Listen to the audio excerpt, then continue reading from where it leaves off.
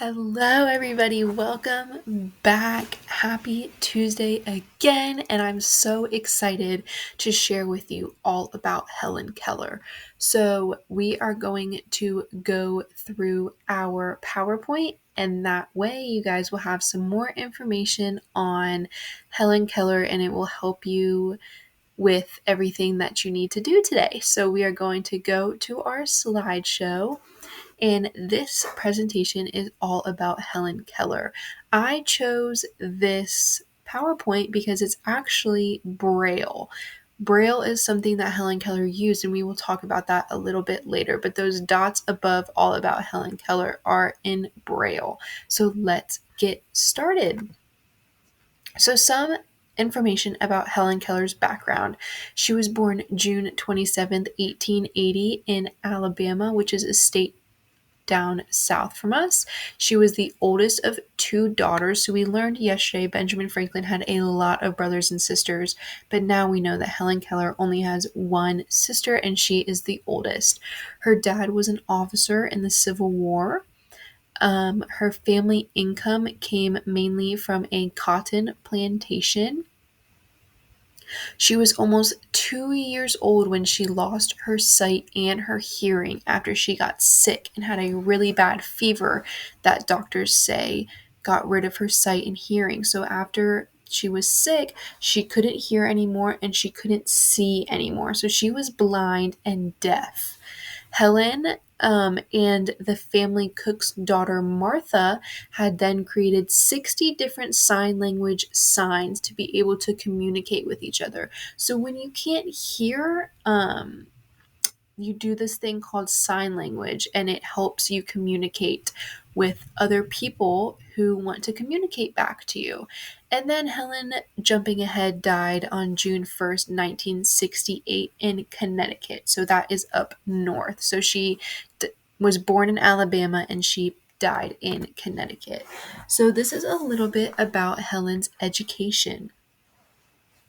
Her first teacher's name was Anne Sullivan, and she was Helen's teacher for 49 years, starting in 1887. And she taught Helen how to fingerspell and did this by connecting the object to the letter she was spelling. So when she was trying to get Helen to spell the word water, she would have Helen touch water, feel water, and then she would use her finger on Helen's hand and write the word water. So she would do WATER,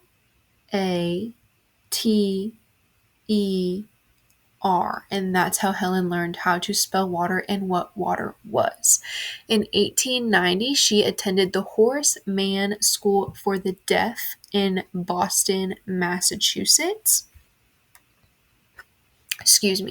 Between 1894 and 1896, she attended the Wright Humason, I might be saying that wrong, School for the Deaf in New York City, New York. So she traveled states to go to school with other people who were just like her. After she attended that school in 1896, she attended the Cambridge School for Young Ladies, and in 1904, she graduated from Radcliffe College. She then wrote her first book and was published in 1905, and her book was called The Story of My Life. So this is some of the activism things that Helen Keller did in her life. So this is kind of like all the information we learned about Benjamin Franklin in government. This is Helen Keller's activism in our history.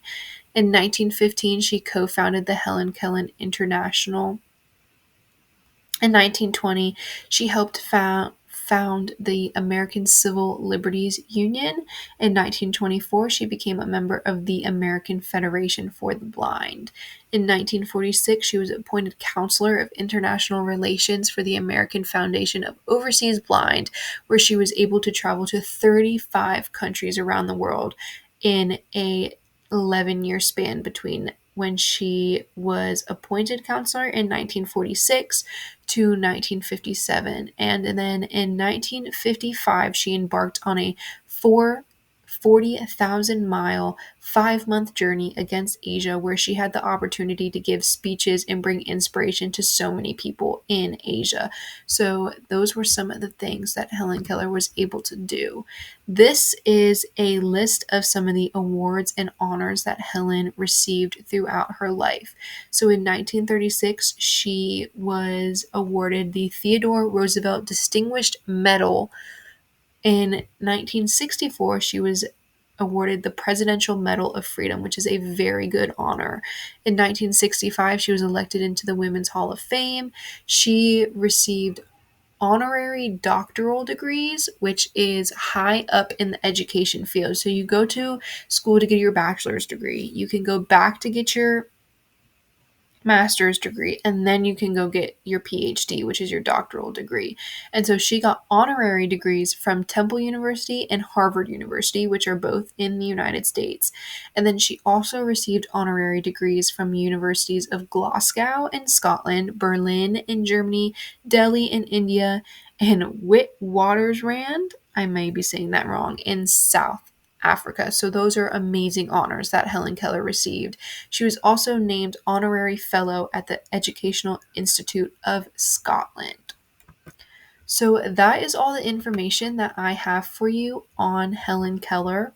Helen was an amazing woman. She did so much for our country today, and you are going to learn more about that in the resources that I showed you in our Start Here video.